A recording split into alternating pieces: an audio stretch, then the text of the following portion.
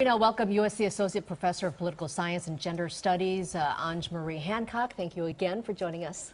Great to be here. Thank you so much for being here tonight. Let's talk first about Donald Trump. It was kind of interesting. He has won all of the states except for Ohio, and Missouri is still up in the air right now, but a very big night for Donald Trump.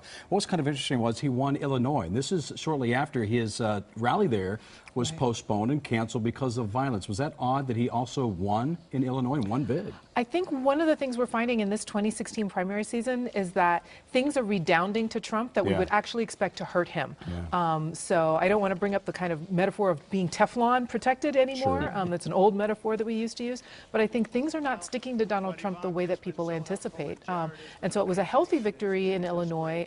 And really, Ohio was really the only fly in the ointment so far. Well, it would have almost been a sweep for Trump. Of course, we don't know about that state, but Kasich's win in Ohio. Do you think this makes him a serious contender now, or is this kind of a home state win and it just kind of prolongs the inevitable? I think the hard thing is you can't beat the math, right? And so the math gives him an infinitesimally small chance to actually win the nomination outright. I think what he's really aiming for now is to be a power player at that brokered convention. I think tonight in Kasich's speech, he won Ohio. That's where he's the governor. It seemed like I expected more out of his acceptance or his victory speech. It didn't seem presidential. It seemed a little kind of, I don't know, flat maybe. He just seemed to kind of also talk a little about some of his downfalls. Did you get that as well? I think, the challenge for Kasich is Kasich really hasn't had the national spotlight on him. He's really been going where nobody else goes yet, and really trying to kind of like do that old shoe leather campaign style.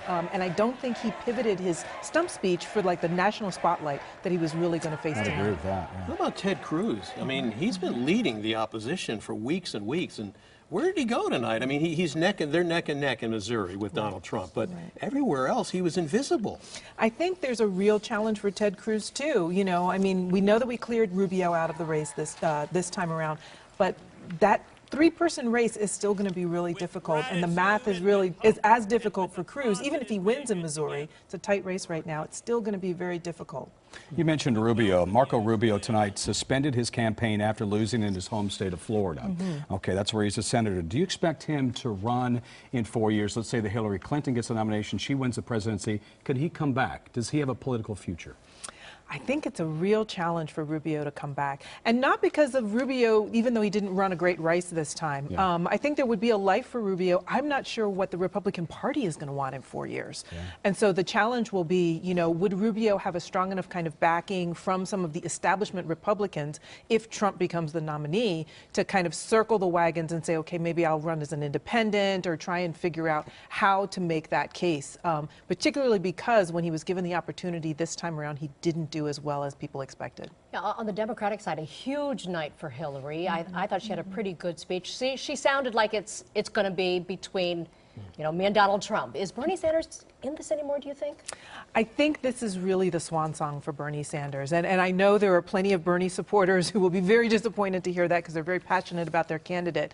But, the winning of the multiple states, and even in the states where it's still too close to call, the proportional allocation of the delegates will mean that Clinton will just run up the score again tonight. Do you think some Democrats felt like, I'm so afraid of Trump now getting the Republican nomination? Thank you, Bernie, for your ideas. Appreciate your work, but let's get serious now. Let's get Hillary Clinton nominated and move on with it. Do you think that might be part of what's going on the Democratic side? I think there's a little bit of that. I think that there was a slight stumble in the Sanders debate in Flint, Michigan, that kind of turned some women voters kind of more towards Hillary. And I think also Hillary's really strong showing in Ohio is really going to speak to those folks who are worried about winning the general election. Ohio is that key swing state, and if she had struggled there at all, I think Sanders would have had a stronger case. But without that, there's not much for them to hang their hats on. Let's talk about Trump and his victory speech tonight. He was positive for once, wasn't he? Even thanked Marco Rubio. Absolutely. So Trump is really trying to figure out, kind of what's going to be his next step. And I think one of the things he really wants to do now, that the math is kind of leaning in his direction, is to not alienate those people who might try and take it away from him at the convention. So he's thinking ahead to the run for president. I think he's thinking ahead to the run for president, but I think he's thinking ahead to that convention in Cleveland, where people who have been upset with kind of the demagoguery and things are going to try and broker some solution that leaves him out. Do you think at some point, instead of fighting Trump, people in his own party who aren't happy, instead of fighting him, that maybe they try to mold him into a more better candidate for them? I mean, people in his own party.